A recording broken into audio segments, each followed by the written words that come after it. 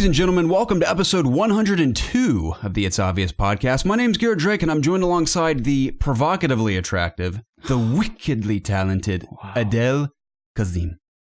Thank you. Thank you. It's good to have you here, Adina Menzel. I really love your tune in Frozen, Let It Go. Yes. A bit overplayed, but a classic nonetheless. How was your week? I worked very hard on it. Thank you. But my week was just fine. I made a big decision this week, and I don't regret it one bit. Why don't you tell us about that decision, Jacob? That decision was to buy the GameStop Switch bundle. Oh, my goodness. And I pulled the trigger. Jacob Alka, tell us how you pulled it off. Well, the bundle is $480, which is a little pricey, I would say, even getting all that stuff. But I decided that I didn't need my 3DS anymore, my 3DS XL. The new 3DS XL. Yes, XXXL. Correct. And I traded in for a solid $100 off. Because if we're being completely honest, I'm never going to play that 3DS again. I just got it for Pokemon. Okay. And hopefully the rumors are true that it's come to Switch. So I can just, play it there. Hey, you're not the only one keeping your fingers crossed for that one, Jacob. Right. And then if that's not the case, then I guess I'll just have to buy another 3DS. Oh. But I also gave up Pokemon. I got $20 for that. Okay. So I took off a solid, good quarter of the whole cost. That's just wonderful. By trading in a couple things. So now, what all comes with this bundle? It is the Switch itself. It's the gray Joy-Con Switch, which is what I wanted. Excellent.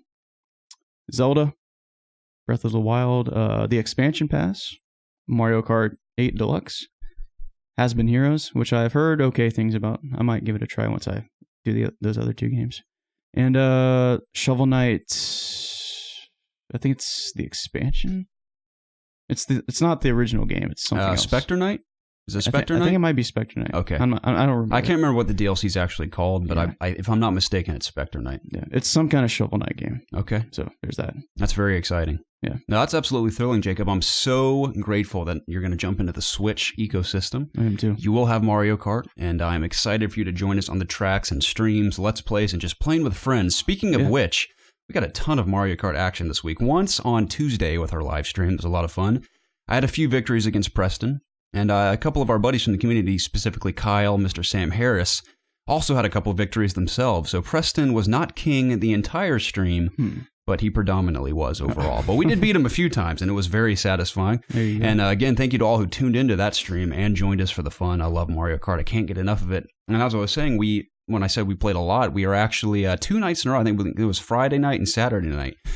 We were at our buddy Evan's house, and he has that massive projector on his wall. Yes. And playing split screen on his projector wall, it's so big that one single cube in split screen is 3 times the size of my normal television. So it's like playing on a giant screen regardless. So we played a ton of split screen Mario Kart on the projector. It was a crap ton of fun. It was a lot of fun. And if only we could have had 4 people playing at once. Exactly, yeah. We had 3 going at once, 2 with the split Joy-Cons and me with the Pro Controller. Of course, we all passed around the Pro Controller, so not everyone was at a disadvantage the whole time. But I love the convenience that we're living out the advertisement of Switch from the commercial where we all literally are using the little Joy-Cons to play it.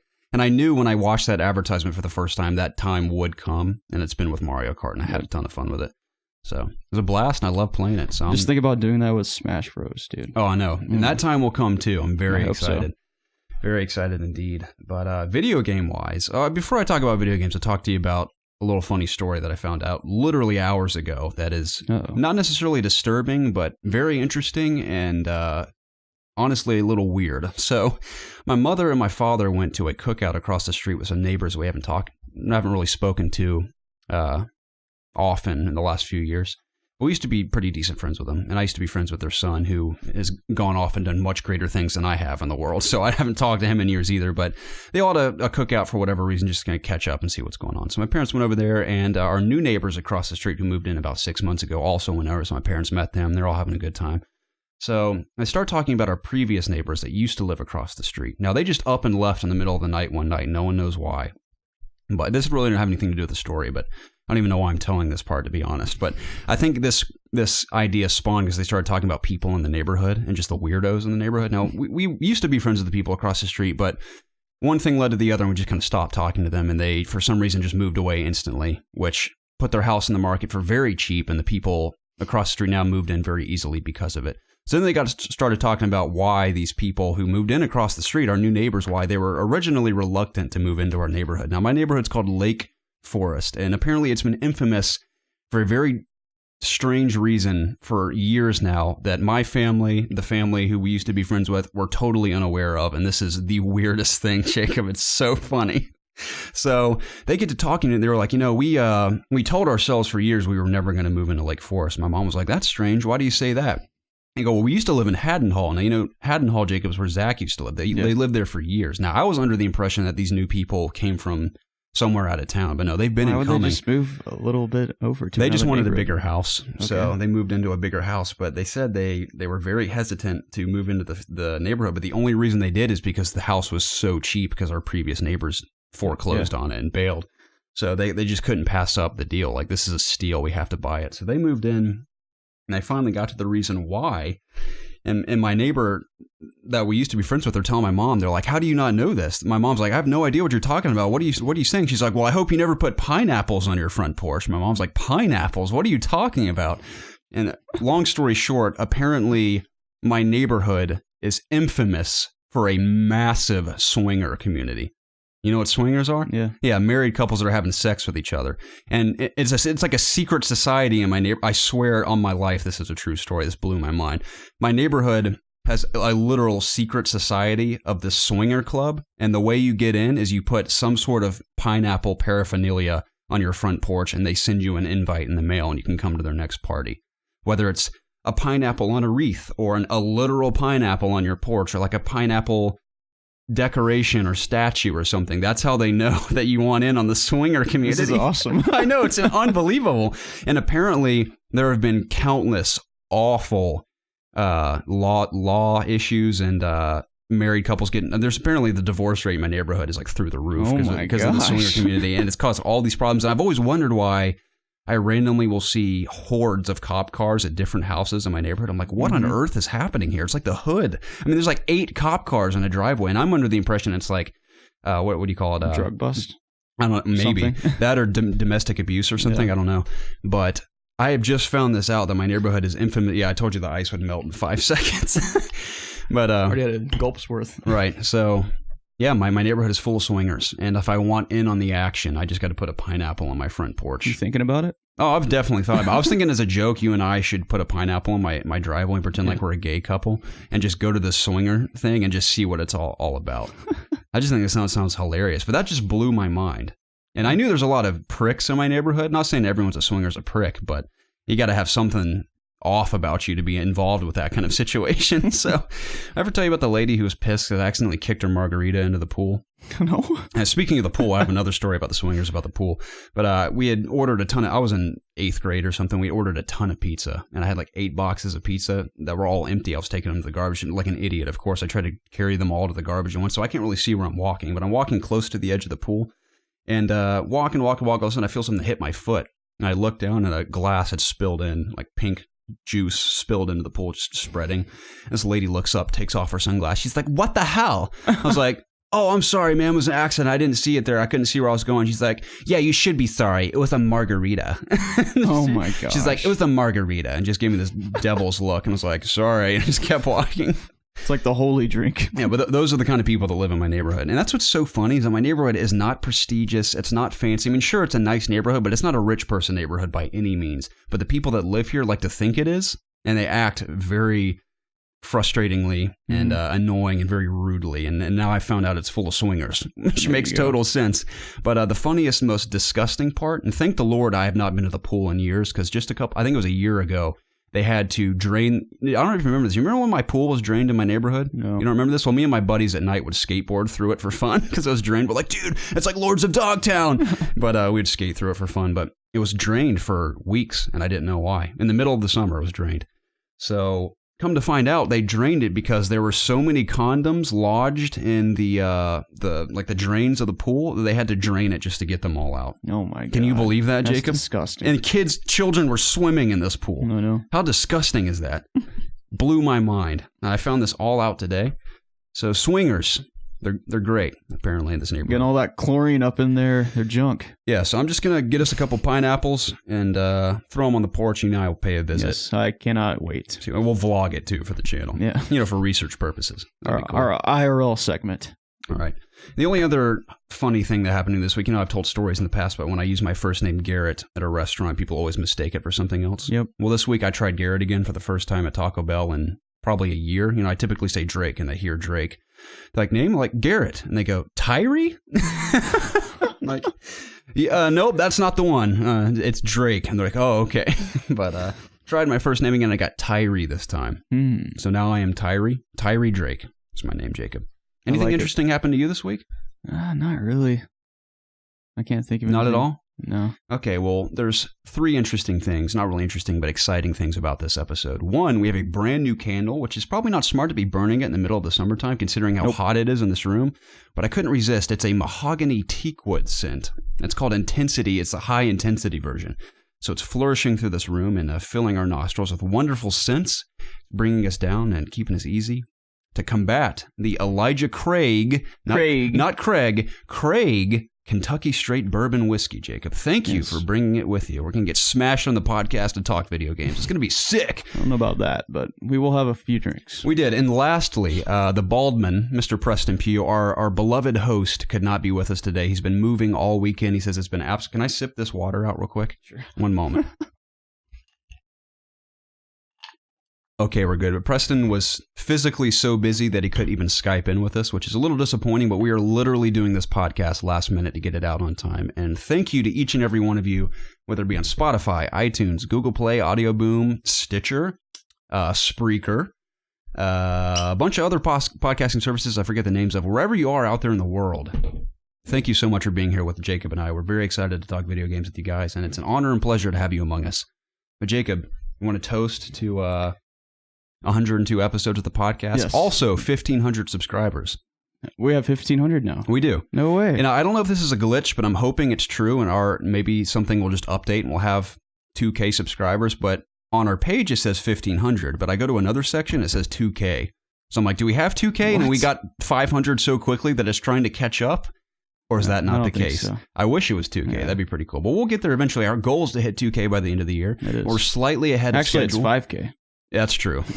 In my mind, in my heart, it's 5K. In my mind, it's 2K. But we are slightly ahead of schedule. We needed 500 more. We started at 1,000 beginning of the year. We've hit 1,500 by May, slightly before June. So we're a little under halfway through 2017.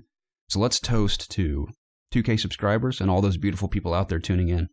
Yes. Please share your thoughts on this episode. We'd love to hear from you. Cheers. Also, cheers to your exquisite breasts, Jacob. Oh, thank you so much. I love your hair. I appreciate that. That's some good bourbon whiskey. Straight from Elijah Craig. I heard a rumor that it's Elijah Craig's urine. Did you know that? That's fake. Elijah Craig. That's fake news. No. I heard this on Facebook, so I know it's true. Oh. It was someone's status. Yeah. So Elijah Craig allegedly urinates into wooden barrels, and they ferment for about 2,000 years. I don't think they'd appreciate this if they heard you speak about slowly becomes their whiskey. This delicious Kentucky Straight Bourbon whiskey. Now, the secret is, it isn't just regular urine, like water that turns into urine. It's actually old whiskey that he consumes and then urinates into these barrels and creates this unique taste that we're enjoying today. I'm glad. I don't think we're ever going to get sponsored by them now, so thanks. No, well, I think... You just gave away their secret formula. I did, but granted, it's not... I'm just regurgitating the quote-unquote fake news I read on Facebook, because you can believe everything you see on Facebook. You get that? Fake news. Remember that. I want everyone to remember that. It's very crucial. For consuming news, go straight to Facebook. Yep. Don't check any news source besides Facebook. Absolutely, Jacob. You don't want to, distort your thoughts. Absolutely. Yes, certainly. And actually, the best way to find out news and provide news for others is just to create it yourself. Yes. Just like this Elijah Craig urine whiskey. Yep. So it's out there in the world now for at least 1,000 people to spread amongst their friends and family. But Jacob, tell me what video games you played this week. I played some Persona 5. 5? That's cool. And let's see. I beat the 5th palace. Did you? Yes. Congratulations. Very, very cool palace, I'd say. Okay. The boss fight was a little frustrating. Was it more frustrating than the second palace? Madarame? Yeah. Okay, is that so far the most frustrating boss battle? Probably. Okay, that's good to know, because I'm just past that. I have a lot more of the game I to take play. that back. The 4th palace boss fight's a little challenging. Okay. But once you figure it out, it's not that bad. Alrighty. I guess it's kind of like the second one in that way, too. But, yeah, they're both kind of like on the equal level as far as toughness. But, yeah, I did that. And I'm still in that, like, the deadline period where we have to just wait for it to catch up. So I'm just hanging out with my confidants and stuff. Okay, just keeping it real. Yes, hitting some baseballs in the batting cage sometimes. Have you gotten better at that? Yeah, I finally hit the target. Nice. Yeah. No, I still haven't hit one. Oh, once you can read a book and it'll let you use how you can press hold L1 in the palaces? I do, yeah. What's that called? Don't ask me because I haven't played Third the eye. game in weeks. It's called Third Eye. That's right. You can slow down the baseball so you can time it correctly. Really? Yeah, Okay, so that's the secret. Yes. Now you can use Third Eye outside of the palaces? Only in the batting cages. Okay, interesting. Yeah. And you can use it in mementos, obviously. Yeah. But yeah, I'm still really enjoying Persona. That's cool. Hopefully I can beat it this week. I don't know. I've kind of been really slowing down ever since I got this new job. But we'll see what happens. Maybe I'll be done. Maybe I will be done this week. Maybe the next week. Okay. So time will tell. But I also played some Overwatch. Mm-hmm. We did a stream, correct? We did Thursday night. Thursday night we did, yeah. Right. And that was fun. I mean, we lost a lot. We did. We played with a bunch of friends too. I believe we played with Harley, Sam Harris. Who else? Saron was there. Mm-hmm. I think that's how you pronounce it. Flash. Experiment was there. Flash is Sam Harris, okay, yeah. And there was one more, I think, if I'm not mistaken. Please forgive me that I'm forgetting your name. It's hard to remember. Thursday feels like a lifetime ago. But we did lose every match, I believe, except for one or two. We won one. And that's because Experiment joined, and he was incredible. So shout out to you, Experiment. You brought us to victory. Couldn't have done it without you. Yep. So good times. I love Overwatch. Yeah, played Overwatch. Anything else? We played that Mario Kart at our friend Evans the other night, which was fun. Yeah. Oh yeah. I've been playing Heroes of the Storm. Have you? Yeah. On your Mac? Yeah. Does it run all right? Yeah. You play on decent. I mean, I don't settings? have like ultra settings, but okay. It's like normal. So it doesn't look cell shaded like we'd played on Diablo. It looks a little shaded. Okay. But it's not like terrible. Alrighty. I mean, I don't have the strongest graphics card. Now that's Mac, Blizzard's MOBA, correct? Yes. Okay. How you liking it? It's fun. I mean, I guess the coolest part for me is I know most of these characters in the game because they're from all different Blizzard franchises. So, I was like using Tracer once. She's really fun to use. Genji. Nice. But, yeah, I don't know. It's hard to explain a MOBA without you ever really playing it. So it's fun though. Like I'm only playing it for the Overwatch rewards. You heard about that? No, I have not. You play Heroes. Oh, don't you get skins? Yeah. Okay. So I got the Oni Genji skin for the first quest. Dude, and the Genji second looks so cool. Yeah, and that's how I got the Police Diva skin. Okay. You have to play 10 matches with a friend. Nice. So I could download Heroes of the Storm and play and it? you could get all that stuff, yeah. That's awesome. Yeah. You know what I'm so it's upset about? It's pretty fun. What are you upset I wanted about? to play Quake Champions so bad on PC, but it's only for Windows. It's not for Mac. I looked into it. It really upset me because I love me some Doom, and I think Quake Champions looks awesome. I love those fast-paced arena shooters, and I'm incapable of playing it, unfortunately. Right. That's how I feel about Overwatch. I'd play it on my Mac. Yeah, it's such a shame, dude. I so desperately wish I could afford a gaming PC. Me too. I feel like I'd bring our content to the next level and my gaming life to the next level. I probably could in a couple months. Think so? Yeah. I definitely could not. I'm tempted to do it. The next 2 years of my life will be consumed by school and very small weekend job opportunities. Yeah.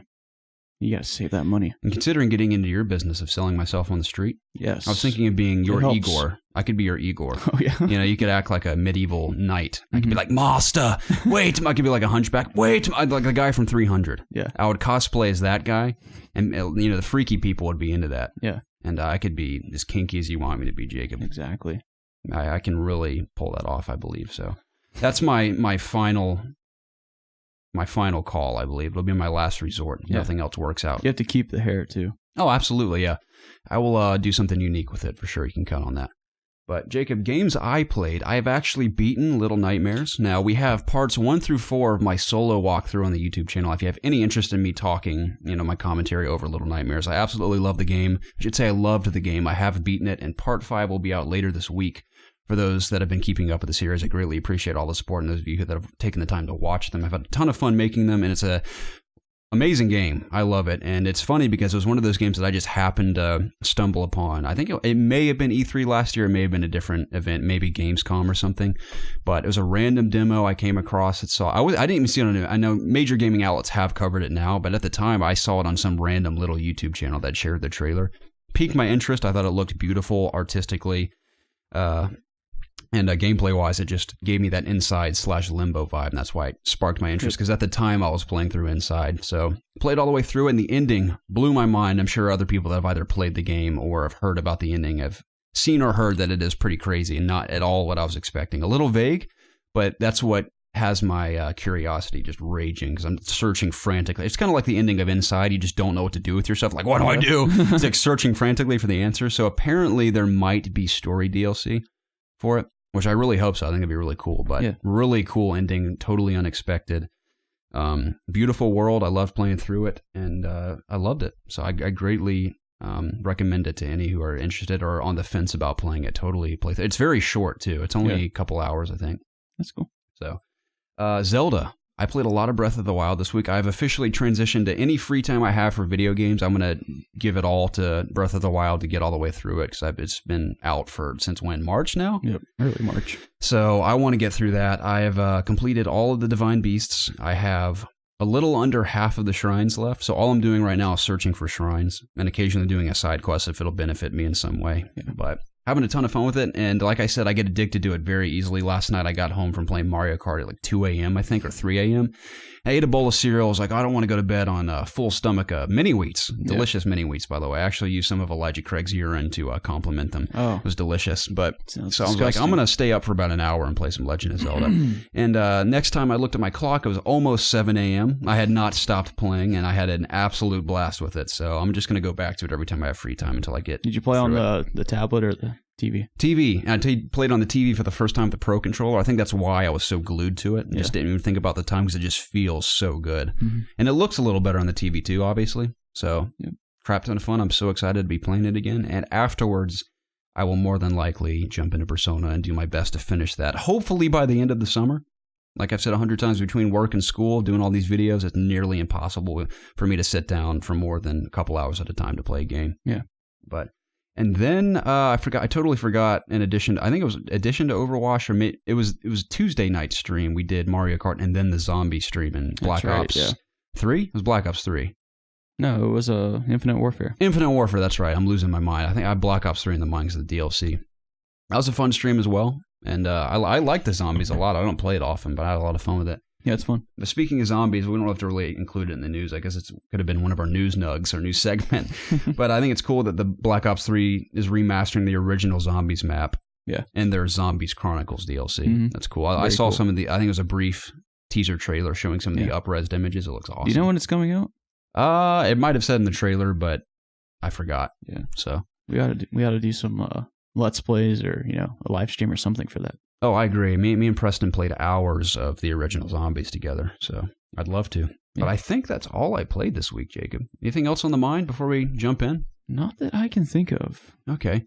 Well, everyone tuning in, please forgive me for botching this intro, but this is the It's Obvious podcast, the show where my two best friends and I, today it's just the two of us, but gather every week to discuss video games, obviously. If you enjoy this podcast, you can join us on youtube.com/ItsObviousGaming. It is our home base where all of our additional content is included. That includes Let's Plays, our additional show that's currently exclusive to YouTube, Ask IOG, which is a show fueled exclusively by community questions. We're loving that. I have a new episode coming this Friday. If you're listening on Monday or any other time before Friday, that will be Friday the 19th. And what else? We do some unboxings occasionally. Occasionally we'll do some reviews.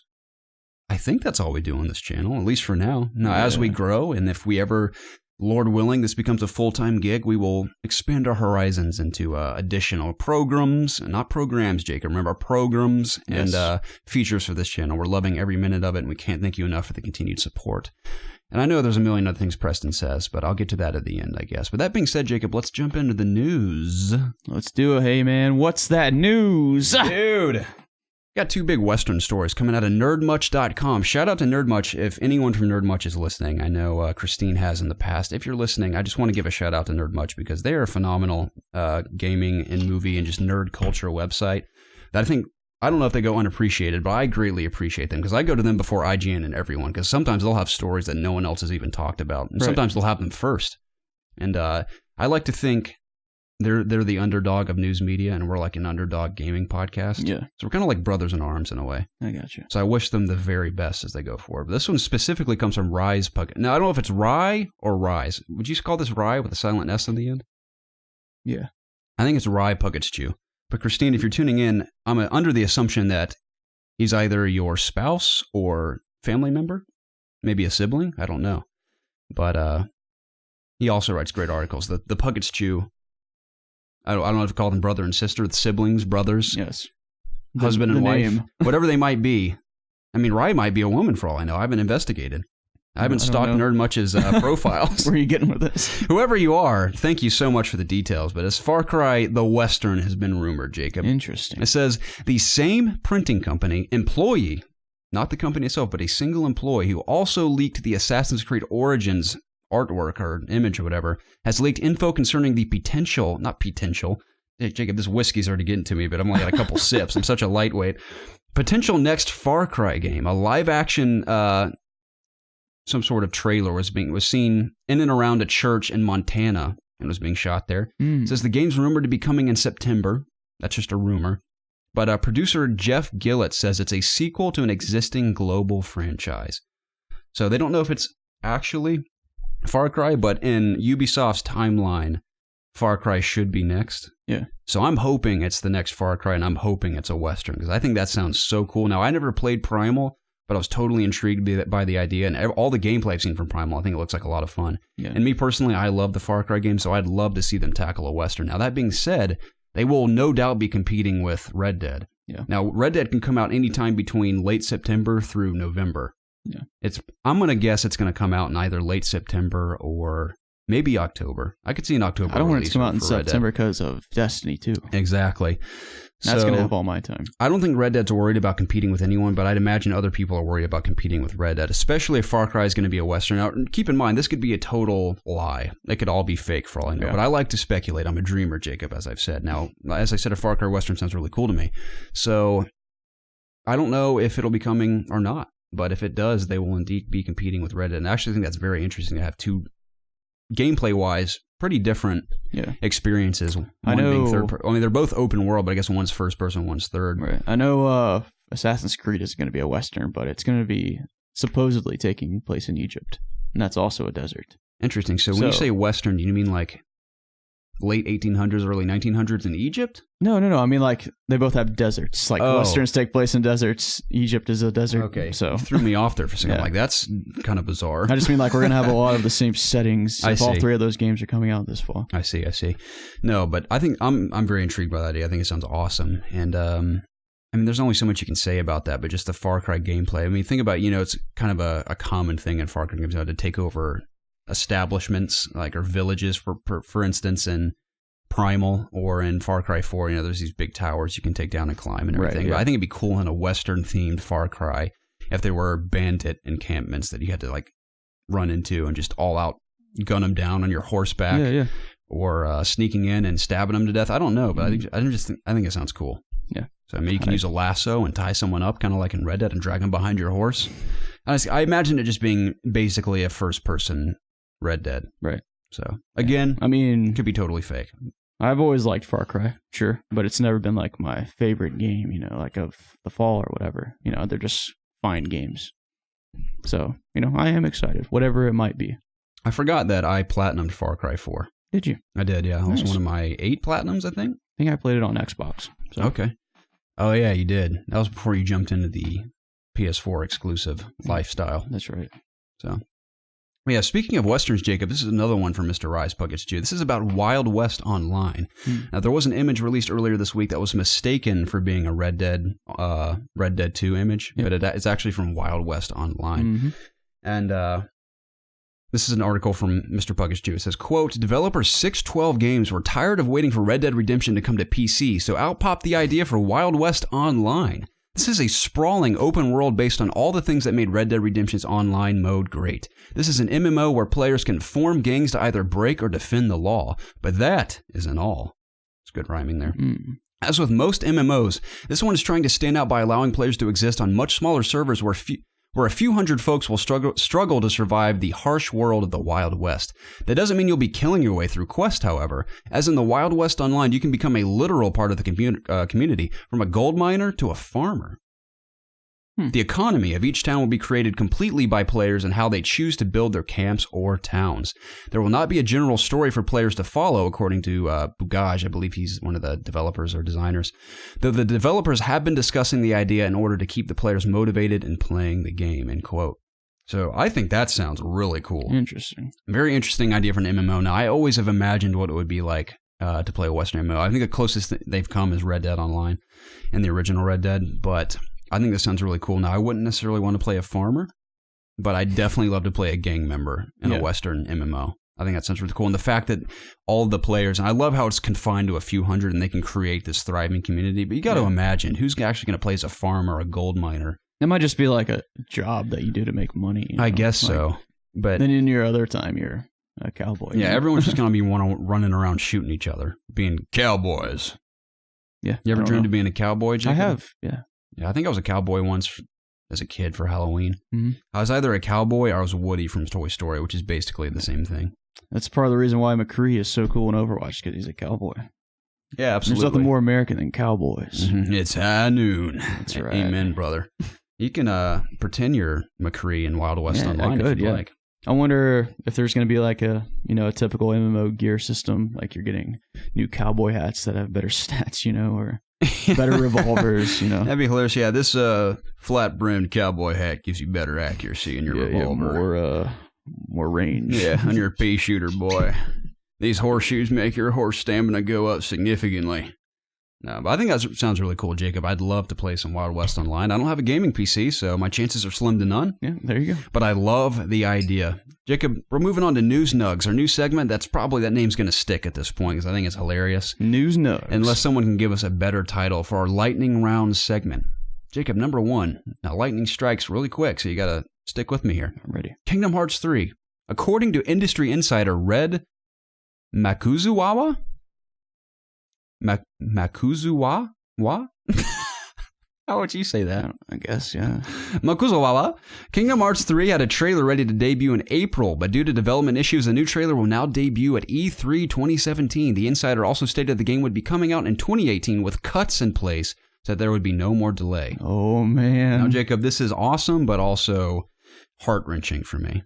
Now, hopefully all is well, but the fact that we will get a trailer at E3, that's awesome. Yes. I'm very excited. And the fact that they're claiming it's going to come out in 2018, that's great as well. That's good news. I'm ready to get my hands on the game, but the fact that they're saying there are being cuts made to the game in order to get it out kind of rubs me the wrong way, Jacob. Imagine we had Star Wars in the game, but to get it out on time, we cut it out. I think they mean cuts in terms of goals or deadlines that they're going to meet along the way. Maybe. I don't know if they're going to cut stuff out of the game directly. I hope not. Obviously, I'm sure the main story will be there, but I'm hoping there aren't key features or worlds that they've just completely cut in order to get it out on time. Now, I know confirmed ones are Tangled, Big Hero 6. I think there might be one more in there that's been confirmed. Hercules. Hercules? Okay. So, awesome. All three of those I'm excited for, especially Big Hero 6. I was fascinated by San Francisco. Yeah. You seen that movie? Oh, yeah. I think that city's so cool, and that movie's great. It's one of my favorite Disney movies. It's awesome. I'd love to watch it again. I haven't seen it in a while. Good. But I don't know. I wouldn't say I'm worried yet. I mean, we'll see based on a trailer. I'm sure it'll be an awesome trailer. Yeah. And hopefully 2018 is the case because we keep bringing this topic up every few months and we get excited again. I want to play it so And then bad. Preston likes to tear us down like, it's never happening, guys. It's not coming out for 3 years. It's never coming out. So, yeah. Like I said, I've always said this. I'm a dreamer, Jacob. Right now, in my heart, it's coming in 2018. Yeah. I forgot that I need to play the other Kingdom Hearts that I have. I have them all now. You're right. I just need to totally forgot that I got to pick that up as well. Yeah. I still got to get through Zelda and Persona. Why are there so many games, man? I don't know. It's awful, but so awesome at the same time. Yeah. I'm forever thankful for all the options we have. So I'm thankful for that because I remember when PS4 launched, there was hardly anything to play for months. It was awful. It was so terrible. Me and Preston played the FIFA demo for hours on end just to enjoy our PS4s. So the next one's about the Diablo 3 Necromancer, Jacob. Blizzard's aiming for a second half of 2017 release. And Jacob, I think that Necromancer gameplay looks awesome. Did you check it out? I did. I think it looks great. And she looks like she's going to make I don't know if, I guess you can play he or she. Yeah. But it looks like the Necromancer is going to be an amazing support role based on the abilities I watched. Now, I don't remember all the names specifically. I didn't want to bore people with nailing them all out. But I like some of the ones that you can grab the essence from the corpses of people you've slain to kind of gather their power. It's a pet-based class, too. Yeah, the one where you can spawn that blood demon guy. Yeah. And there's like skeletal minions and stuff. That's awesome. That's cool. I think the Necromancer looks really cool. I love the role that he or she will play on the team. I wouldn't mind getting back into I was thinking the same thing. The only thing that sucks, though, is that one person would get to play as the Necromancer and have all the new fun. I think you can have multiple. I guess you could, but then I just feel like it defeats the purpose. We could all play Necromancers. Yeah. I just feel like it defeats the purpose of having like a balanced, strong team. I guess everyone in their own way could still contribute to a Diablo team. Yeah. But everyone has their own potion, I mean. Yeah. That's true. I mean, they all help in their own way. Each have different builds. I could just continue with my monk that I started. I liked my monk a lot. My final playthrough. That's the only... I think we jumped... It was a Destiny we jumped into after Diablo 3 on PS4. Yeah. So. Yeah, fun stuff. I played a little bit when... I played on Xbox with a friend a couple years ago. Actually, it was last year. I played Diablo a lot 3? in the springtime. I remember you talking about that. Time, yeah. I remember you talking about that, yeah. It was fun. Yeah, well, Halo 3 will also, not Halo 3, Halo E3 2017 details have been announced. According to Halo community manager Brian Gerard, Halo 6 will not be revealed at E3 2017. Jacob, oh, no. Which is fine with me, but they do have a little something, quote, little something planned for the show. Now, I'm not really disappointed about Halo 6. Honestly, as much as I enjoy Halo 5's multiplayer, the story was not intriguing to me at all. Intriguing is my freaking word of the podcast. Please forgive me. You want to know what I think the surprise is? What's that? They're remastering Halo 3. They're pushing it out for an update for Master Chief Collection. Now, I've slightly teased that idea in my mind. I'd like that to be the case. And I think I don't know if it needs a remaster, especially being running at a solid 60 frames in Master Chief Collection. It kind of seems pointless to me, but I wouldn't be opposed to that at all. I'd definitely play it. I forgot that it was pushed to 60. What's that? Is it 30 or 60? What? In Halo 3. It's 60 in Halo 3 remastered for, not really remastered. The Master Chief Collection. Master Chief Collection, it's all 60 frames. Oh, I didn't know that. Okay. So, like I said, I don't know if it's really needed, but I would definitely play it regardless. Yeah. I'm not disappointed about Halo 6 not being there, so that's whatever. Hopefully they have something to surprise us. Yeah, I mean, they'll have the Scorpio, that's big, but it's not a game. Yeah, games-wise, I'm hoping they surprise us with something. I think they're going to have 2 or 3 really big franchises coming out, and they're new IPs. You think so? Yeah, and people are going to be really excited about them. I hope so. Maybe they'll revive Scalebound. Yeah. Scalebound's coming back. It's going to be awesome. I think one's going to be an awesome RPG. You think so? I don't know what it's going to be, but I love RPGs. See. That'd be great. We will. I think Microsoft's going to have a really good E3. You heard it here first. All right. I'll believe you. I mean, I was impressed with their conference last year, so it wasn't disappointing to me at all. It's going to be for exclusives, not for whatever else they do. Right. Okay. Well, we'll hold you to it, Jacob. We're we're about a month out from E3 2017. I'm very excited. Stoked. Jacob, lastly in News Nugs, the Thief movie, which I had no idea was coming into fruition, is launching alongside the 5th game sequel. You have any idea how I reacted when I read this news? You jumped up with joy. Well, I threw up instantly because I couldn't contain my excitement. I then proceeded to shat my pants, and I was in the middle of the street walking, and everyone saw. But as soon as I said the 5th Thief sequel is coming alongside the Thief movie, everything that all started happening to everyone around me as well. Everyone started throwing up and crapping their pants. There's a crap fest in the middle of the streets of Atlanta. I can only imagine. Yeah, it was incredible. It was a very wonderful bonding experience with the community around me. Getting excited. You see about what happened Thief. to me? I took a huge gulp of my drink when I looked at my phone and saw that the 5th Thief game is coming out, plus a movie. I instantly spit the drink out onto someone. Right. Then I told them what happened, and they also spit their drink into me. No way. And then people beside us overheard that it was coming out, and they started spitting their drinks out of their mouths. No way, you're all just soaked. Yeah, we were all soaked. You all start making out after that? No. Oh, okay. It wasn't that great. Sorry, I let my imagination run a little wild there, Jacob. Yeah. No, but clearly we're all very excited about this.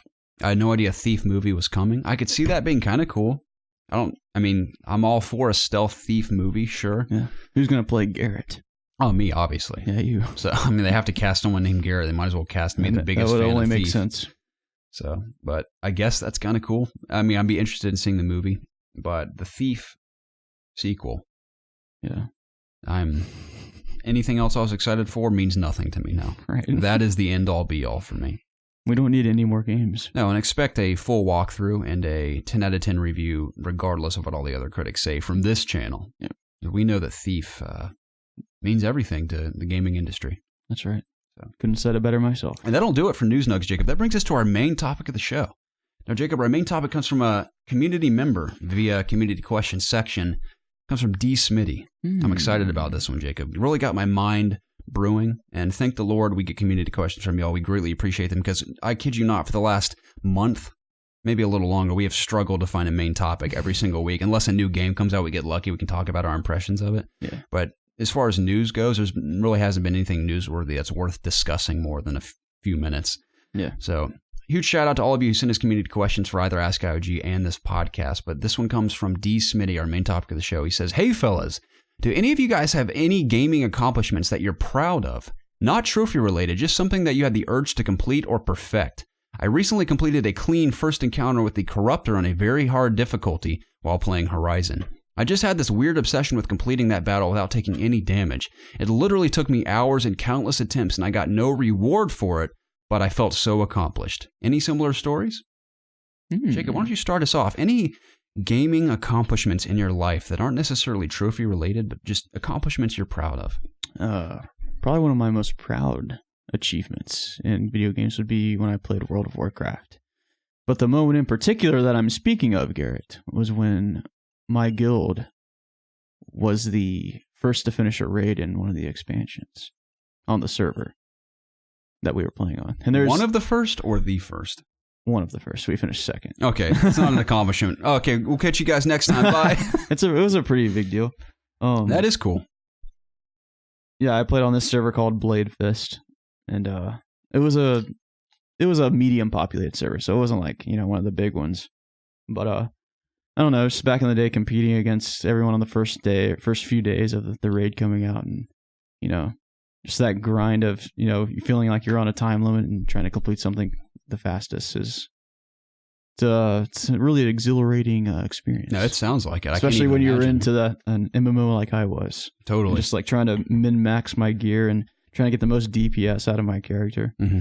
And at one point I was the top, I played a rogue, and I was the top rogue on the server too, which is kind of cool. That is cool. Because that's like thousands of players that I'm better than at that class. So, yeah. At least on that server. Mm-hmm. But yeah, that's probably one of my most proud achievements. Interesting.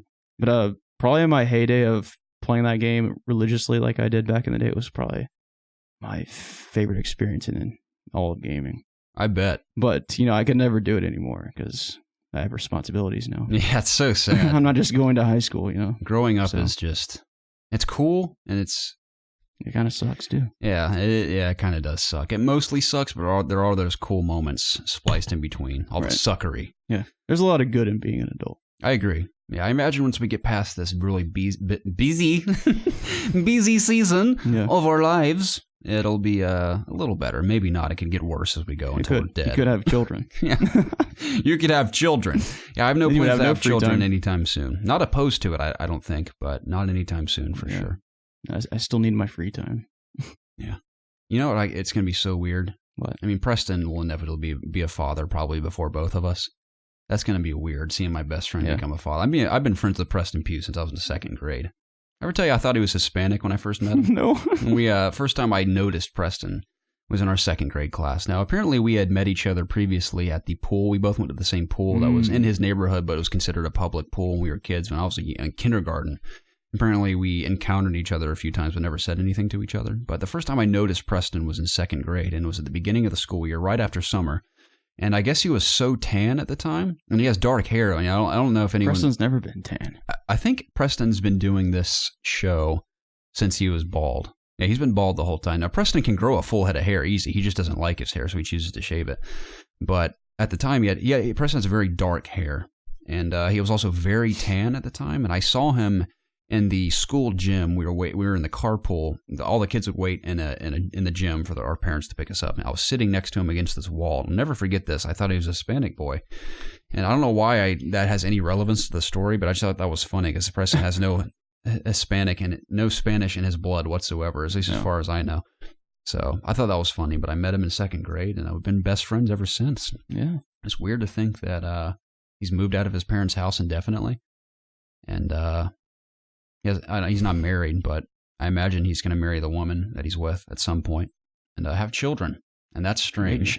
Yeah. Meanwhile, I'm like a high school student. I mean, I've always been pursuing things, and I've been succeeding at them. It's just I've taken so long to really get into school, and now that I'm committed, I've got to finish. Mm-hmm. So it's just strange how our lives are so different but intertwined at the same time. And they're always changing as well. Right.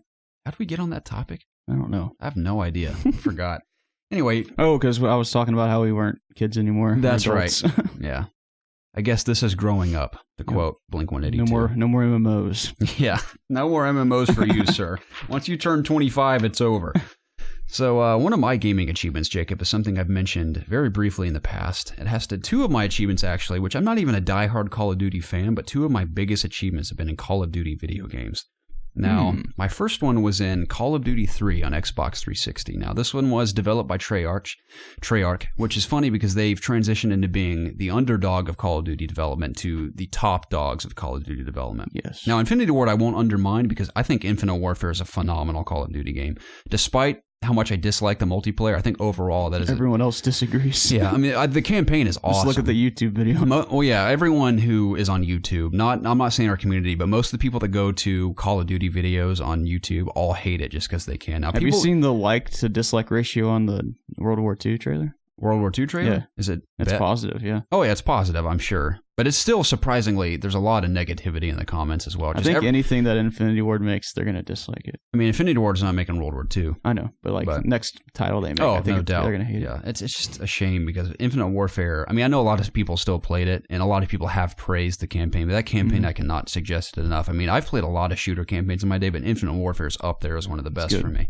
I loved it. But that being said, Call of Duty 3 was back when Treyarch was kind of just no one really cared. And Call of Duty 3 did fine because it came right after Call of Duty 2, and that was a huge success. But I not only did I love Call of Duty 3's multiplayer, but I'm never one to brag, but I'm purely just stating fact. I was amazing at Call of Duty 3 multiplayer. And even when I'm good at a game, I'm never like, yeah, I'm good at that game. I'm just like, oh, I played well, cool. But I was legitimately, Jacob, I could not be stopped in that game. I was like a savant of Call of Duty 3. Yeah.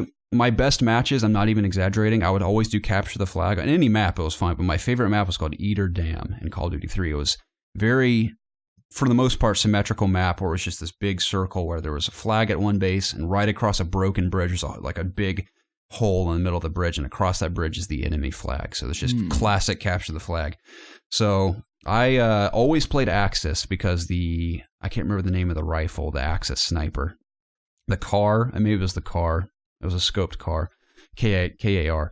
But that sniper I thought was way better than the American Springfield in Call of Duty 3. And that gun was my best friend, Jacob. I kid you not, my best matches, I had 200 plus kills in a single capture the flag match in Call of Duty. And there was only, I think there was maybe 8 people on each team, maybe 16 on each team. I think 24 players could play total. Yeah, 16 on each team. I would get 200 plus kills in a match with a sniper rifle. And it wasn't just I was sitting on a rock sniping people. Sure, I'd do that too. But I could no scope, Jacob. I could run across the map and jump off something like Zergriz style from Call of Duty 4. I wouldn't spin and do tricks, but I could jump off something and snipe someone. My favorite things to do, because there were vehicles in Call of Duty 3, there were jeeps and tanks and motorcycles. My favorite thing to do was to post up on the side of the bridge or anywhere where I could have the bridge in distance.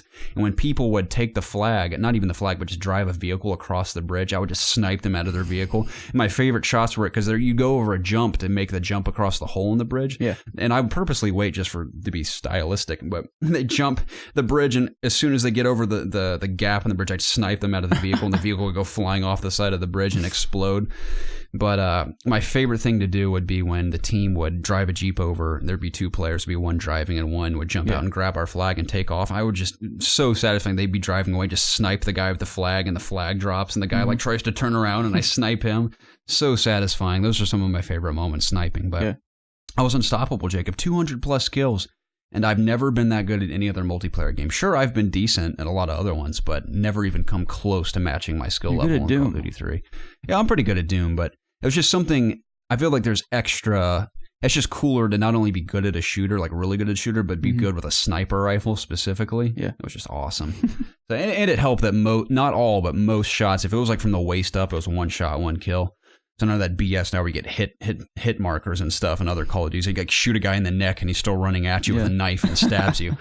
So, but yeah, I was just very good at it. And I've mentioned this often. It doesn't have anything to do with my gaming accomplishments, but I consider that a great gaming accomplishment, as that being the multiplayer game that I was best at in my gaming history, at least thus far. Perhaps one will come along in the future that I'm even better at. Doubtful, but it's a possibility. Gotcha. But Call of Duty 3, man, this will never happen in a million years, but I would play the crap out of a remaster of Call of Duty 3. I loved that game. It's probably just because I'm so good at it. It really isn't that good of a game. The campaign's fine.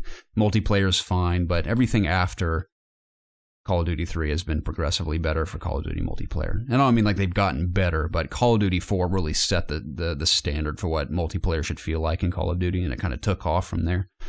But I just consider that a great gaming accomplishment. I had a ton of fun with that game. Glitched to all hell, too, man. It was the glitchiest game I've ever played. Fascinating glitches. I think I've told people about the teleportation glitch in the game, where you could literally drive a Jeep. You have to get into it a weird way. Drive from your flag to the enemy flag. Grab their flag. Jump into the passenger seat of your car. And as soon as you transition with the flag into the driver's seat, your car will do a violent spin and the whole game will glitch around you and you'll poof appear where you first got into your Jeep to drive to the enemy flag. It's almost like a time travel / teleportation glitch, and score instantly. Unbelievable. You could fly through the sky if you had a team player with you. You just lay on the ground, you go prone and touch tips, your gun tips, or your tips if you want, and you would fly up in the air and land on invisible platforms in the sky. You could also get underground. I know a lot of people that would spam this one glitch on a capture the flag match where there's a flag on a hill. You could do this weird glitch where you get under the base and people just hide under the hill. You could not kill them with a machine gun that had infinite ammo, because there's a support class that could just have infinite and just mow everyone down the whole time. Drove me insane. But at least I knew how to get in there, so I could just go into the glitch and kill them if they did that. Which is Can you get back out? No, you have to kill yourself. But it's so funny that you can go into underground. It's like you can see everyone above you, like running across, and you just go into a glitch and kill someone. It was funny. Gotcha. But that is one of my Call of Duty accomplishments. What's another one from you, Jacob? I've never been too great at games, so the first time I played Bloodborne, and I actually got through the whole game, it was quite the accomplishment for little old me, Especially the fact that you'd never played a Souls game or a game like it in the past. Right, yeah. So I remember the first, I would say, week or so of playing this game, I didn't think I was going to be able to make it. Mm-hmm. For the longest time, I was stuck on a Father Gascon. Is he the first boss? He's the second. Okay. He can be the first depending where you go. Okay. Remember, it's the Cleric Beast. Oh, that's right. You don't have to do the Cleric Beast, I don't think. But, I remember spending that whole first week just trying to get past him. I was like, I can't do this. He moves so quickly, I can't react fast enough. Yeah. And, I felt like I was doing the game wrong. I was watching all these videos just trying to figure out what to do. But in the end, it's more about just, repetition and just getting used to how the game feels and stuff. Right. But I remember when I fought maybe that was a Dark Souls boss. I'm getting them mixed up now. What do they look like? Yeah, it was a Dark Souls boss. Okay. But there's a lot of great moments in both of those games, honestly. Mm-hmm. I didn't finish Dark Souls 3, but I got pretty close. It was right before Dragon Slayer armor. Right? Yeah. Oh, is Dragon Slayer before or after the Nameless King? That's who I meant, the Nameless King. Okay. Yeah, I beat the armor guy. Mm-hmm. But beating a boss in those games is probably more satisfying than any boss in any other game, I would say. Absolutely. It's very tension relieving as well. I don't realize how tense I am in those boss fights sweat until I beat them, and I just release my tension. I literally feel like I've gotten a 30-minute workout because I'm so tense the whole time. You're like holding the controller really tightly. Mm-hmm. But Dark Souls, Bloodborne, I was able to get over that hump that some people are not able to get over, I guess. Yeah, definitely. I know there's a lot of great, people that love the Souls games that play them all the time, and they're like not even that hard for them anymore. Mm-hmm. But for me, that was my first experience in Bloodborne, so totally, that was a great accomplishment for me. Yeah, one of my favorite Let's Plays we've ever done was that Bloodborne gameplay impressions video we did. It was you, me, Preston, and Zach was there, and we woke up early that morning, and by early in the morning, I think it was like noon, but we had stayed up all night, Preston trying to get used to playing the game so he didn't look like he sucked the whole time. And he spent like half an hour trying to beat Father Gascon, and he couldn't do it. And we're like, we'll get him next time. But I just loved, we like made coffee and shot a Let's Play. And it was like right when we started the channel. Yep. We're all just, all skippy we did that about for it. a Final Fantasy 15 demo impressions video. Yeah, I did a similar thing. I remember that area when I got to it in the real game. I was like, this is where we did the demo. Yeah, all that time ago, too. It was the second area you go to. That's one of my fondest memories. I don't know why that sticks out in my mind. That specific Bloodborne Let's Play. I mean, that video probably sucks. Yeah. But I remember the Witcher video we did too early on. That got really big. Mm-hmm. It was the one about the dragon. Oh yeah. We put that ad. We put a tiny little ad. Let's see if this takes off. And we did this stupid clickbait title, like we fight a dragon. Yeah. And granted, in the quest, they think it's a dragon, and it's a wyvern. All the comments are like, it's not a dragon. Yeah, like we know. It's just in the quest that says it's a dragon. It's a clickbait title, and we haven't done that since. But it's so funny if you scroll through our Let's Plays. It's like 100 views, 30 views, 60 views. It's like 54,000. It's like, what the f? So yeah, that was totally just an ad video we did just to see if it would take off, and it did. But nothing really happened because of that. Mm-hmm. But yeah, that Bloodborne stuff sticks out in my mind. I love doing that. But same for me. It's not one of my accomplishments, but Bloodborne was also my first Souls-like experience. And like you said, getting over that hump of what those games are like and what to expect, and sometimes what not to expect. There's also a surprising amount of depth in those games too. There is. I was going to say that. You know what build you want to make and what weapons you want to use that go with that build. And the fact that it's not totally symmetrical either, because there were like 4 or 5 bosses, not even including those, what do you call them? Those temples or something you can go in that give you additional challenges to fight bosses at the end. I know what you're talking about. Yeah, I can't remember what they're called, but I didn't even know that stuff existed because I got to the end of the game. It's like, hey, do you want to wake up now? It's like, oh, that sounds wonderful. I'd been through hell in the game, wake up, and I beat the game. I was like, wow, I beat Bloodborne. That's so cool. And come to find out, there's like 6 other bosses I missed. You missed all the optional bosses. Yeah, and I goofed too, because when you start over, you can go to New Game Plus, but it just takes your level from your previous save. Now, I had skipped 4 or 5 bosses, so I was so under-leveled that when I started over, the first wolf you fight in the game of Bloodborne, I couldn't even, every time I hit him, his health would not even deplete. That's how low-leveled I was. So I wasn't in the mood to starting the game completely over. My saves were all overwritten. I didn't have multiple saves, so like I couldn't go back or anything. I really goofed with Bloodborne, but I did beat it. And moving into Dark Souls 3, I won't consider this an accomplishment either, but I did, which I was proud of, because according to Souls Fan, Dark Souls 3 is the easiest one in the series. Yeah. I have Dark Souls 2. I haven't played it yet. It's on my backlog. One more thing before I forget. Remember Vicar Amelia in Bloodborne? I do.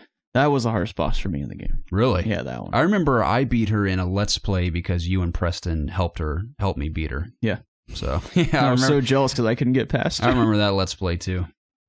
So, but continue, please. Yeah, no, but Dark Souls 3, I beat every single boss in the game, and I made sure of it too. And I wanted to platinum the game so bad, but there are so many missable trophies that it was going to be a chore. I had the most detailed list of every single thing I had to do to get the trophies, and it was just too complicated, and by then I was ready to move on. Yeah. But I loved Dark Souls 3. I played it nonstop when it came out, and I was very happy with the fact that I beat every boss. And if you're a hardcore Souls fan, say what you will, but for me personally, I consider that an accomplishment. But I really enjoyed that one. Yes. So you don't think you'll ever go back to it? I might. Okay. I'd like to. Because I've heard the DLC is really good. I'm still not that it's a Souls game, but Souls inspired. I really want to play Neo at some point too. I think Neo looks awesome. Yeah, I don't know. I don't really want to play Neo. I loved the beta I played from Neo, so I definitely want to at some point. Lord knows when I will, but I definitely want to. But my next actual achievement, or accomplishment I should say, is also a Call of Duty accomplishment.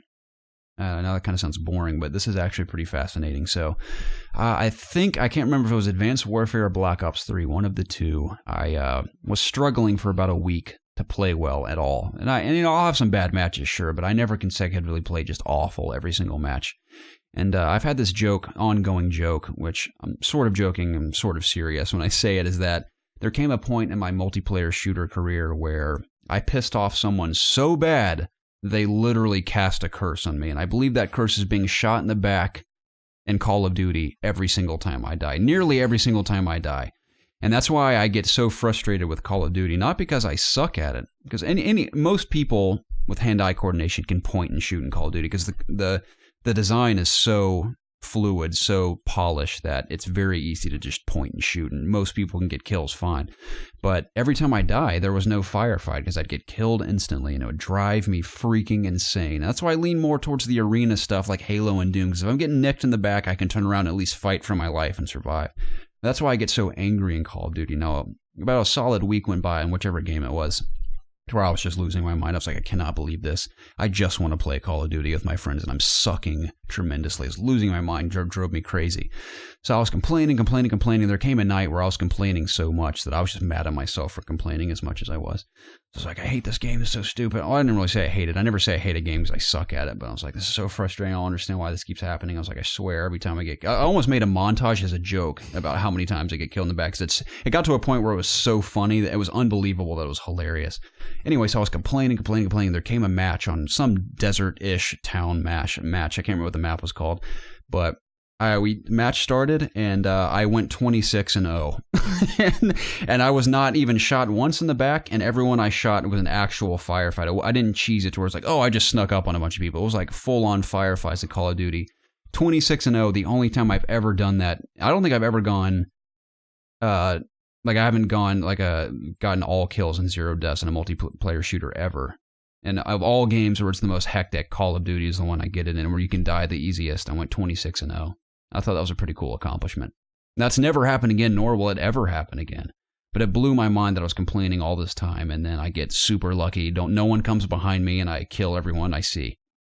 And that's not really a testament to my skill level. It might have been pure luck. But I just think that's so funny. 26-0, and I was sucking tremendously for a week straight, and just complaining, and then the luck of the Irish, just giant smile upon me, 26-0. Yeah. So it's another accomplishment of mine. What about you, Jacob? One more for me would be, I always talk about this, but I was a master at Mario Kart 64. Yes, I distinctly remember playing against you. Let's play back. Even then, I wasn't as good as I used to be. Right, but you slaughtered Preston and I over and over again when we played. Yeah. I think Preston might beat me once. I don't remember. But, back in the day, when that game first came out, or I guess when I first got it, because I probably didn't get games when it first came out. But, I literally just played that game every day forever. For at least 2 or 3 years, I played that game like every day, it seems like. My friends would always come over. And I had a lot of friends for some reason back in the day, because I don't now. I guess that's how everyone is, maybe. You have a lot of friends in school, and then you grow up and they just kind of go away. That's so sad. It is. But I had a lot of friends in my neighborhood, and we all would come to my house and play Mario Kart in my basement. And I literally won every game because I owned the console and I always played the game, so I was always practicing. It didn't matter what character I used, just like no one ever got the items they needed to beat me. So I don't know. I guess I'm just proud of being like the best at something, at least within my group of friends. Right. No, that is cool. Yeah. Now, I don't think I've ever been the best at any game amongst my friends. Yeah. I'm sure I lost maybe sometimes, but I don't know. See, Zach Bynum and I were definitely the best Halo players in our group of friends, only because we were just diehards of the franchise and we played it relentlessly. Yeah. But he and I were very equally matched. Every match we played, we would have nearly the exact same stats. I remember watching you guys play. And I think we had an unspoken rivalry against each other because we were both so good, and we always played it together, and we were nearly unstoppable in Halo. But you two would carry teams. Yeah, every time we would play against each other, there'd be a very passive-aggressive frustration between the two of us, because whenever like the four of us would play split screen, he and I would just duke it out. Everyone else would kill each other too, but he and I specifically, dude, there'd be a little frustration every time we killed each other. But no, amazing memories playing Halo with Zach, especially. All of our friends, we have great Halo memories too. I was so bad at Halo. I was bad at shooters back when I first started hanging out with you guys. You've gotten good now. You kill it in Call of Duty when we play. I think I'm decent at Overwatch and Call of Duty, but Halo I've never been good at. Yeah, Halo, and I'm good at Destiny. Yeah, Halo has, I don't know how to really describe it, but it's kind of an acquired taste. Not really just liking it, but just getting used to the way it feels and plays. And all of them are different too. When I first started playing Halo, I had the hardest time of hitting headshots. I would always shoot the body. And that's crucial too. Yeah. That's why I was better in Call of Duty, because it doesn't really matter. Yeah, I was trying so hard to think of multiplayer related Halo accomplishments I've had. I'm sure there's some fun ones out there that if they sparked in my memory I'd remember, but specifically in Halo 3, I created a machinima. Now, those of you who don't know what machinima is, it is basically videos and or movies created using video games. And I was, at the time, obsessed with machinima.com, and they had a lot of cool content on there. And one of my, and of course, Red vs. Blue was a huge inspiration to what I did, but specifically, I can't remember his name. He's the guy that did the RB and Chief videos. You remember that guy? No. Okay, well, I can't remember what his name was, but he made RB and the Chief. Okay. Hilarious little action figure type machinima videos. And you mean Arbiter and Master Chief? Arbiter and Master. What did I say? You said Arbiter and Chief. Okay, yeah, I was just making sure I understood. Okay, yeah, because I've never seen the show. Yeah, the show was called RB and the Chief, and it was really funny. He used like the Microsoft talker guy. I can't remember what his name is. Kind of what Stephen Hawking uses to talk with me, the voices of the characters. Mm-hmm. But anyway, he had a series called Deus Ex Machina, I believe, or Deus Ex something, and it was a full-on. I was thinking of like 9 episodes of this. At the time, I thought it was well written. I was in middle school, so I just thought it was cool to watch Halo turned into a short series. Yeah. And I had voiceover and like a story to it. And I just thought it was super cool. And it really inspired me to use the theater mode of Halo 3. So a day came where I just wanted to sit down and make, and this is the most bootleg, hilarious way I'd made this. I can't even believe, now that I'm reflecting upon it, talking about it, I totally forgot how I brought this to life. So I wanted to make my own Halo machinima, and I had no idea what the story was going to be, but I thought it'd be simple to just have 2 characters on Valhalla in Halo 3 and have one be the target and one be the assassin. I think it was called, I was just called the Assassin. It's on my old YouTube channel. Maybe I'll put it on Discord or something at some point. It's really funny to go back and watch, but I went into a Halo match and I had split screen going, and all I did was take turns controlling each character to have their actions play out. And I would do multiple takes. Like if I did something I didn't like the way it looked, I would do it multiple times. And basically, long story short, I mean, I'll put it on Discord so everyone can see it, but it was basically an assassin that goes out and chases after a target and kills him at the end, and it's a cool ending. Well, at least what I thought was a cool ending. But I played all the characters and did all what I wanted to do, and then you go into theater mode and you have to film it all. So what I did was I took a literal camcorder and put it on a tripod. And you know my 3rd floor up in the top floor of my house, so we had that big flat screen up there back in the day. Yep. Well, I moved that glass table out of the way, and there's that long space in front of my TV, so I put the camcorder on a tripod and zoomed in the camcorder to fit the exact dimensions of the flat screen. So I recorded my gameplay with a camcorder recording my TV screen because I didn't have a capture card. I didn't even really know. I had an idea that capture cards existed, but I didn't really know how to go about acquiring one because I was in 9th grade, I think, at the time. Right. So I filmed my TV and I used the theater mode of Halo 3 to film all the actions I had done with my characters in the match that I'd played. So I got like what I thought were cool camera angles and blah, blah, blah, blah, and filmed the whole thing. Now, the total process, it was 26 hours straight because I was so obsessed with completing it. I have this weird problem. I don't know if it's a problem, but I have this habit where if I start something, like for example, if I start editing a podcast that we do or a Let's Play, I can't just stop in the middle of doing it. I have to finish it. So I can never, I'll knock out a few minutes here before class. Like if I start, it just, my mind takes over and I have to finish it. So same thing at this point, I had to finish what I had started without stopping. So I started at I can't remember what time. It was sometime maybe in the morning or afternoon. I think it was in the morning. It was like 7 a.m. I had gotten up early. This is back in the day where I actually went to bed at a decent hour. I mean, nowadays I stay up till 6:30 playing Zelda. Yeah. But so I woke up. I was like, I'm going to make my machinima today. So from the process of filming it all the way through editing and uploading it to YouTube was a 26-hour process nonstop. Wow. So it was funny. In the middle of filming my TV, a bunch of my friends came over, and this one girl who had a huge crush on, and she had a crush on me, and I'll tell you about her later. I want to say her name on the podcast, but we had this little thing freshman year of high school, and she came over, and all my friends were like, let's play Manhunt. You know, we talked about Manhunt a couple of weeks ago, and kissing girls in the woods. Well, this is one of those girls. I took a break just long enough to make out with this girl I had a crush on for about half an hour in the woods, and then I proceeded to go back in and finish my short film. But it was a great break because I needed a break, and we had a good time in the woods, and we're like, all right, good to see you, talk to you later. So that was my brief break making the machinima, but ended up filming it all, put it on. I used it was an editing software in my old computer. It was a desktop computer. I think it was called Movie Magic 12 or something. And I used to love that software. I got really proficient in it. Yeah. I edited the whole thing in that software, and I wanted to add voiceover and music. So what I did for voiceover was I took the camcorder into a quiet room, and all I did was just talk the lines into the camera. That's all I did. Nice. So I purposely made stupid voices. I think the assassin was like a British guy, like Jason Statham, like, where are you? And then the I don't know why I did this. The target was like some weird little kid. He was like, oh my gosh, leave me alone or something. He sounds like Alpha 5 from Power Rangers. Right. So I did that, and I added in the voices wherever I wanted them. And long story short, I added Pirates of the Caribbean music through the whole thing. Added the sound effects. I had a bunch of sound effects in there. And that was my first experience with sound design in a film, which I thought was funny as a kid, recording sounds on my camcorder to implement them into the machinima.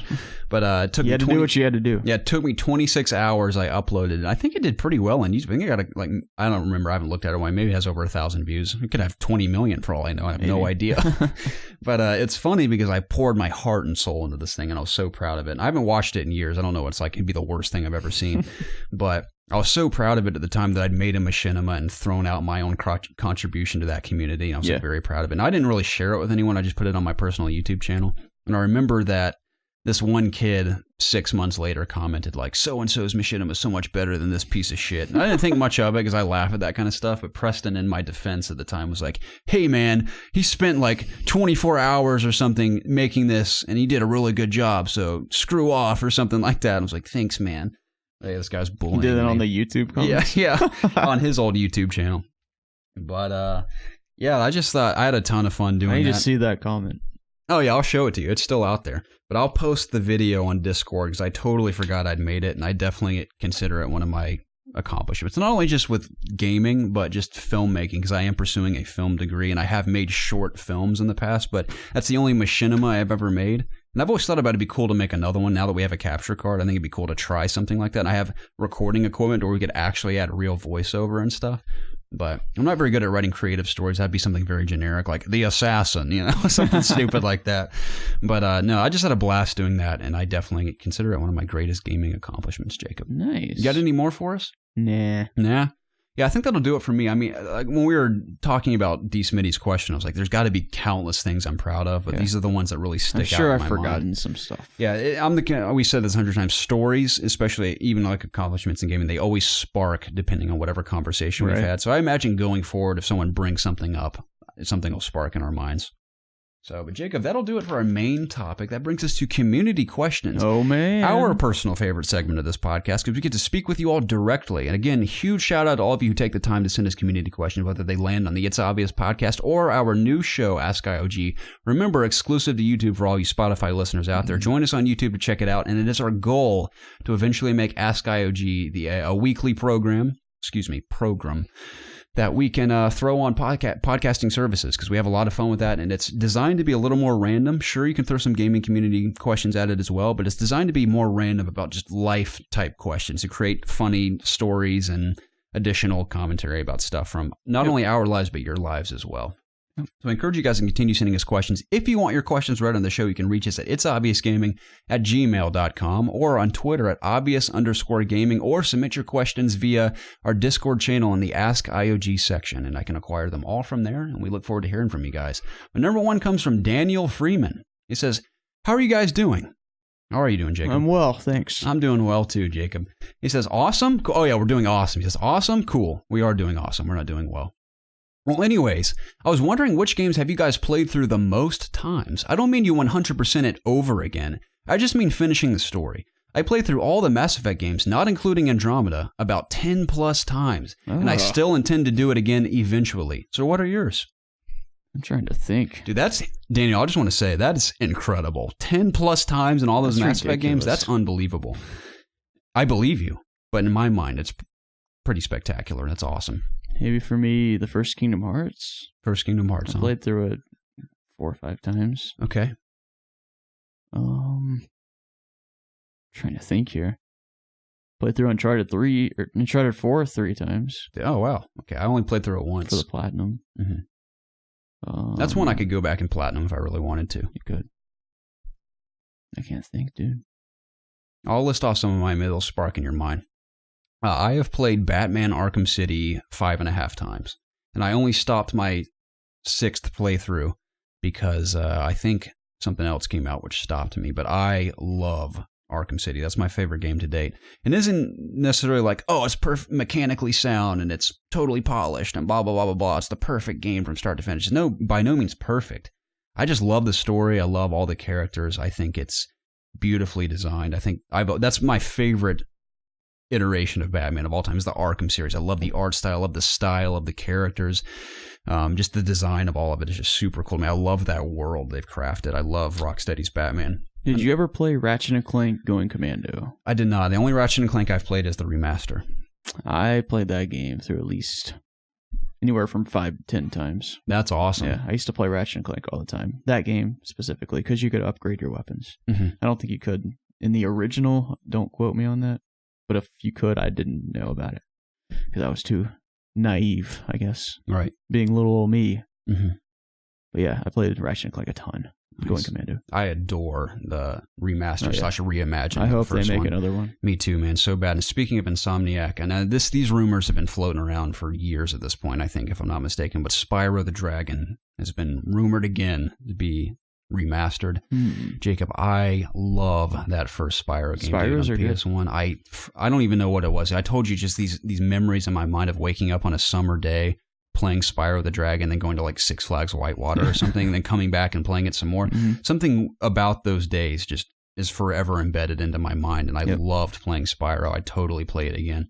And I'd definitely go for the Platinum, because I loved Platinum Ratchet & Clank. That's by far one of my favorite Platinums.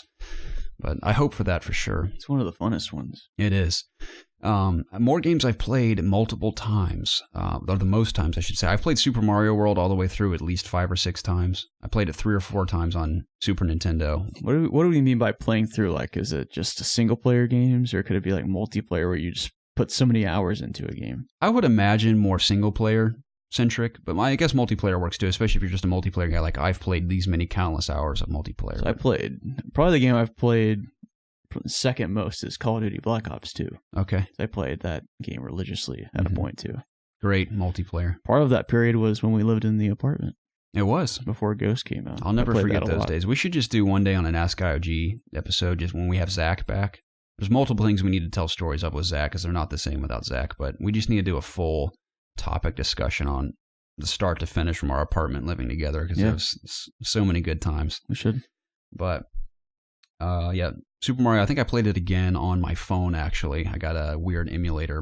A buddy in our metal band we were in jailbroke my phone temporarily, and I got Super Mario World on my iPhone at the time.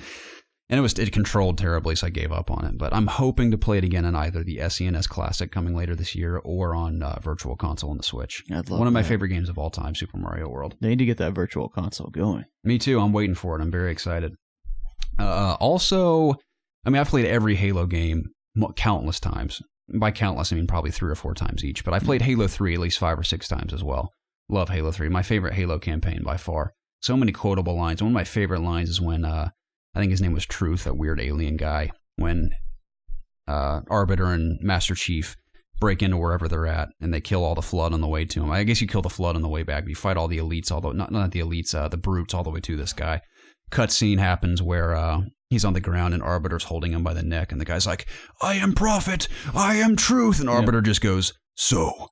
you must be silenced. And he just stabs him. I'm like, that's so badass. I mean, there's countless quotes. And Arbiter actually has cooler quotes than Master Chief to me. Master Chief has some good ones, but I love his catchphrase, words so easy. Never forget it at the end of Halo 3 where you think Master Chief's dead.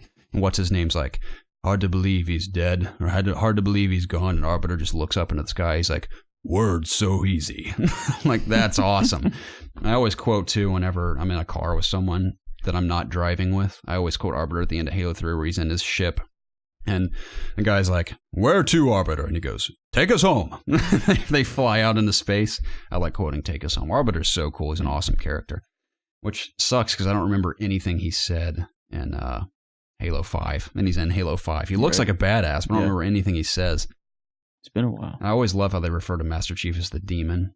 Like, the demon. So cool. But Halo 3 I played multiple times. What's another one? I know there's another one out there. Time to look around my room for inspiration.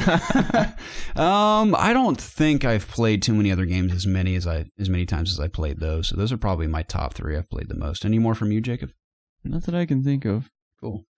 You looking around my room for inspiration too, just in case? Yeah. Yeah, my room always fails me because I have so many posters of different things. I'm like, one of these things has to spark my memory, and it never works. I don't know why I keep trying that. Now, I've played a lot of games for many hours, but maybe not multiple playthroughs. I feel you.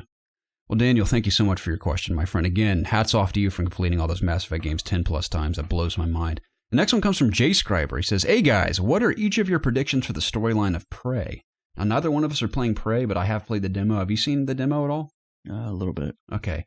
I included this because if I waited for Ask IOG, it'd probably be a little too late by then. Neither Jacob and I aren't playing Prey, but my prediction is that Mr. Morgan, you wake up. Spoiler alert for the beginning of the game if you haven't played the demo or seen the beginning of the game, but this happens at the beginning, so it isn't a massive spoiler. It's just a cool reveal.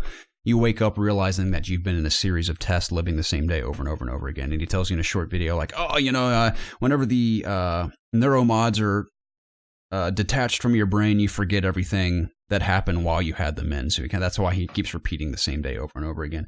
So I'm going to assume that something went awry with him where he went crazy or something with these neuromods, and they had to send him back to where he doesn't remember, and they have to get him back to a point where he's stable or something. Yeah. I might have read that in a note too that hints towards that. That's what I'm going to assume.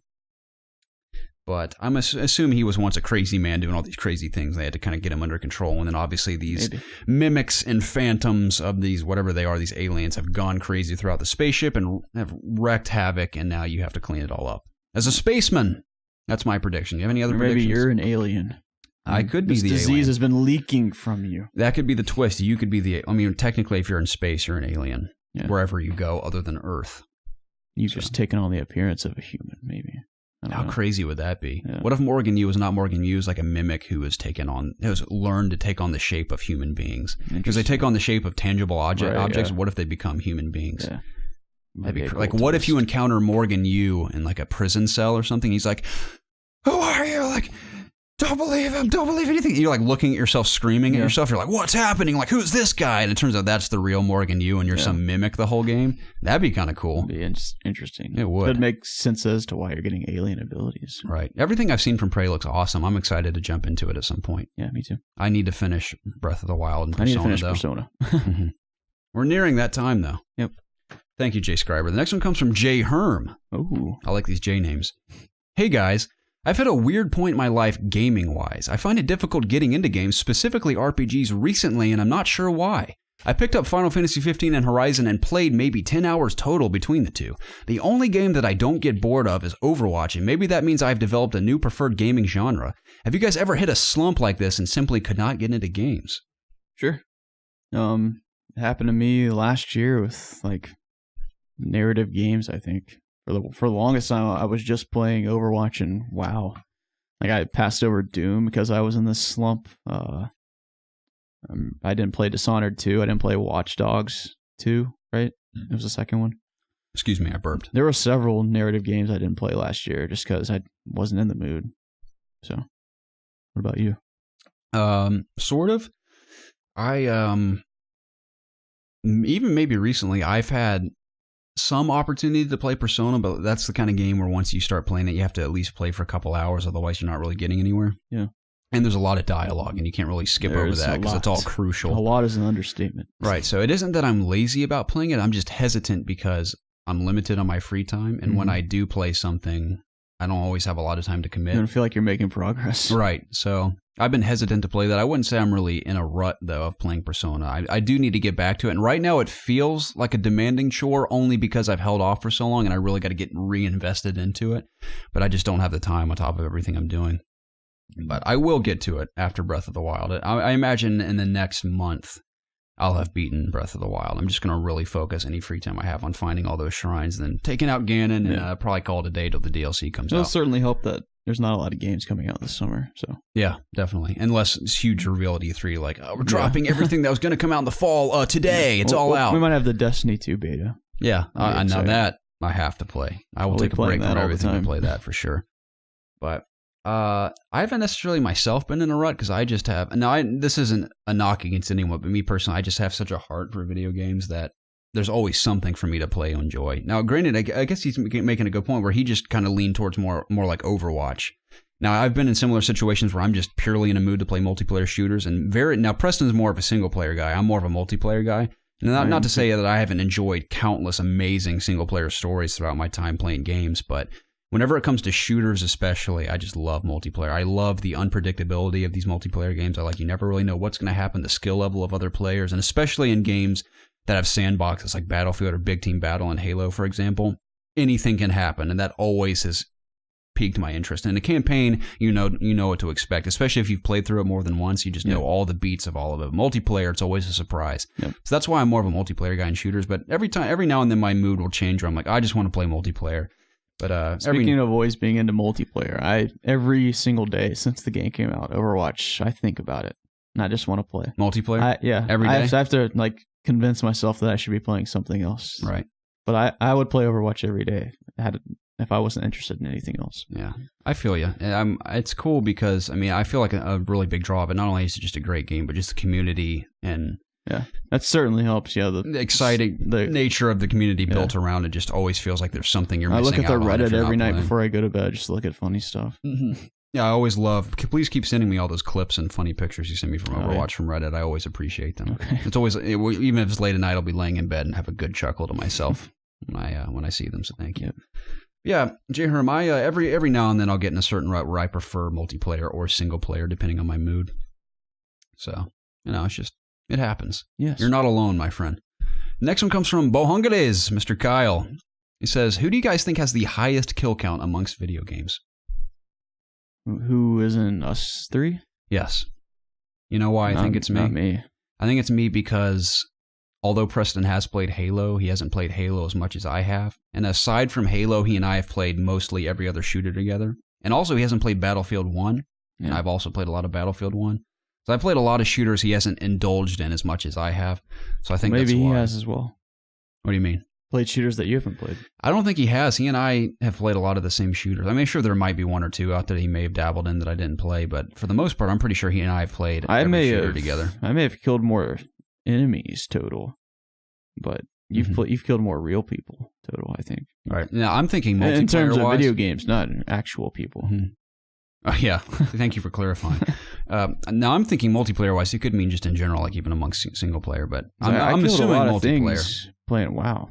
In Preston's defense, though, he played significantly more Call of Duty 4 and Modern Warfare, the original, than I did. And I played a lot of it too, but he probably had a good day more of playtime than I did. That's a lot. But over time, though, all the Halos I've played and Battlefield 1, I think Preston's played all the other Battlefields I played except for Battlefield 1. I think overall I might have a slight edge over him. But I could be wrong. I don't know. I'm just assuming it's me. Remember how much Zach's little brother played Battlefield 3? I do. He was incredible. I know. He was always flying the planes and stuff. Zach's little brother was the embodiment of Top Gun in a video game. He was unbelievable in jets and Battlefield. I'm talking the kind of guys that I don't think he ever did anything this cool, but I always talk about that clip from Battlefield. This is whenever anyone asks why do you play video games, I jump to the clip from Battlefield 3 where the guy's flying a jet and the jet's behind him. He flies 90 degrees into the air, jumps out of his jet, spins in midair, snipes the pilot out of the other jet, falls, and jumps into the jet of the man he just killed and flies away. That is the embodiment of why video games are amazing. It's unreal, dude. Yeah. And moments like that are always, why do you play video games? Like, I'll show you why. So stuff like that. But he was incredible. No one could stop him when he was in a jet. He would play an entire match in one jet and slaughter anyone that came towards him. So, but yeah. Andy might have a higher kill count than all of us combined. Maybe. So, yeah. I assume it's me, and that's not even anything I'm proud of. I'm just guessing based on the games I played. Next one comes from Psychiatric Soul. He says, do you guys think that Square Enix will finally unveil the mystery behind the Avenger project at E3, and do you think it will be a PS4 exclusive or for both consoles, and what would you like to see out of this game genre-wise? What do you think, Jacob? I spaced out in that question. Okay, well, I will share what game my was thoughts. It? The Avengers Project. Remember that trailer we got from Square Enix? I do not think it's going to be console exclusive. Me neither. There's no way. I don't think it will, one, because it's such a big property, but two, Square Enix sort of has like a, they're kind of in bed with Microsoft, it seems. Right. All their games come to Xbox first, or at least Tomb Raider does. Yeah, just Tomb Raider. Yeah. Now, Deus Ex is Square Enix published, isn't it? Yes. I think it is. Forgive me if I'm wrong. My brain's melting the longer we go. But and so is Kingdom Hearts. Yeah, all their games are multi-platform, so I think it will no doubt be multi-platform, the Avengers Project. I think we will see a little something at E3.